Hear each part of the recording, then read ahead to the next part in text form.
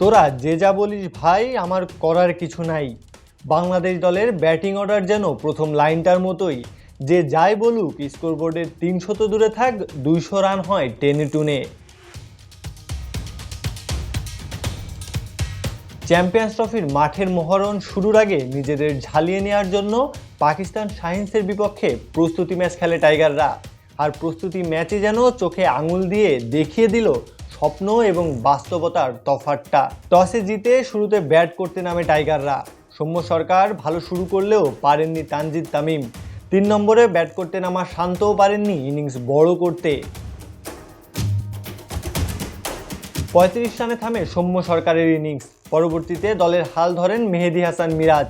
ব্যক্তিগত 44 রানে মিরাজ আউট হলে বাংলাদেশের মিডল অর্ডার আর দাঁড়াতেই পারেনি। 30 ওভার শেষে 7 উইকেট হারিয়ে বাংলাদেশের সংগ্রহ দাঁড়ায় 140।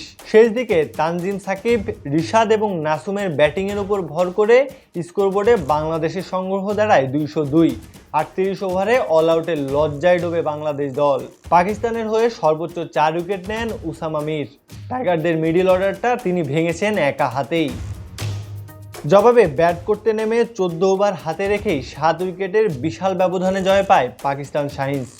বাংলাদেশের বোলিং অ্যাটাক কাগজে কলমে শক্তিশালী মনে হলেও পাকিস্তানের বি ক্যাটাগরির বোলিংয়ের সামনে পাত্তাই পায়নি তারা। ব্যাটিং কিংবা বোলিং কোনো দিক দিয়েই পাস মার্ক তুলতে পারেনি বাংলাদেশ। পাকিস্তানের সি ক্যাটাগরির একটা টিমের সাথে লজ্জাজনক পরাজয় বাংলাদেশের সামর্থ্যে রেখে গেল বড় প্রশ্ন।